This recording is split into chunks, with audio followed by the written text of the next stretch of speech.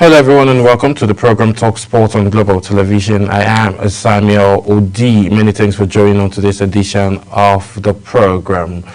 On today's edition, we'll be looking at a lot of conversations around NSC suspense as it suspends the NBF election. That's talking about the Nigerian Boxing Federation election to aid process, and also be talking about that and the current renovations ongoing at the MK Abiola International Stadium is progressing rapidly, and NFF has given FIFA a brief about what is actually happening during an inspection yesterday at the International Stadium.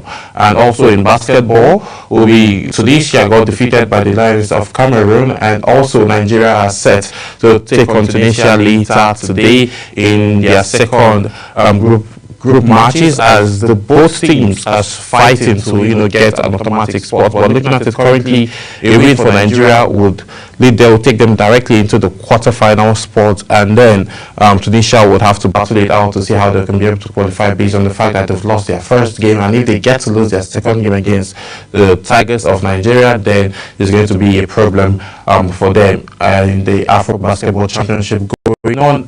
Morocco defeated Zimbabwe yesterday at Chan, and also we saw the Republic of Congo also being victorious, and these two teams have advanced into the quarterfinal stages of the Chan 2024 that is currently ongoing. So we'll see how all of that, we'll have conversation around all of that, and then we'll still talk transfers, as Walcott has advised Berichi Eze not to sign with Arsenal, and still conversations around Arsenal still remain, where individuals are calling on Mikel Arteta to switch Odegaard, or rather to switch Declan Rice as the captain in place of Odegaard. So we'll still have all of those conversations, and also the NPFL 2025-2026 season will be ending on the May 30th, 2026, and then after a couple of months, we'll see a new season coming up. Again, we'll be having all of those conversations and more immediately after this break. Stay with us.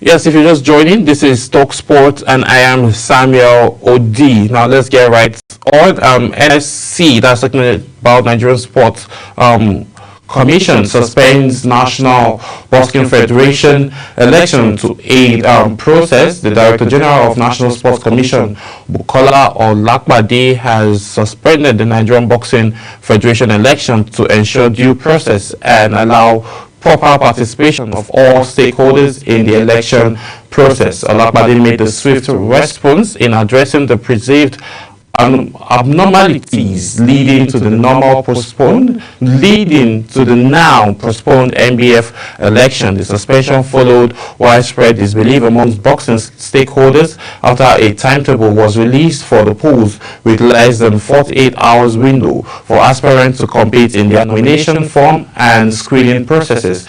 The aggrieved members reached out to the National Sports Commission leadership, citing a perceived ploy to shut out prospective candidates from participating in the election with such extreme short notice. Then swift action being taken by Olakbade, who is the DG of the National Sports Commission, says no, every election needs to be put on hold until everything is being normalized and stakeholders are fully involved, and participants and those candidates that want to run for whichever office would be able to, have the proper timing to prepare and also have their case so as people would vote for them. So moving on, NFF to brief FIFA over hostile training pitches project.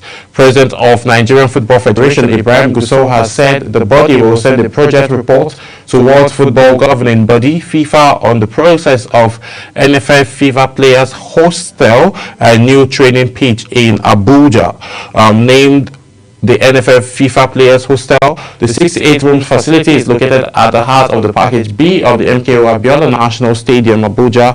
The construction, which is a project to last 24 hours, is funded through the FIFA Forward 3.0 program. We so praise the contractors working on the project for the pace of the work, which groundbreaking ceremony was done on the 18th of March this year. After the inspection, we so expressed satisfaction with the pace of the work at the site and expressed confidence that the contractors will be able to deliver on the job.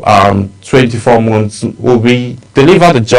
months mandate given for the completion of the work. So we'll see how all of that pans out, and this is just to establish more room for international competitions to be hosted in Nigeria, in Abuja to be precise. So this is what the NFF is working on towards. So we'll see how all of that pans out, as FIFA also will await a response from the NFF. So moving on quickly, let's talk basketball, as the Tigers are set to face tricky Tunisian test later today. Nigerian's men's team, the Tigers, will continue their mission to win a second continental title when they file out against the defending champions and 3-time winners Tunisia in the second round robin features for later today at the 2025 FIBA Men's Afro Basketball Championship in Angola. The 2015 champions, who are seeking to end a 10-year trophy drought,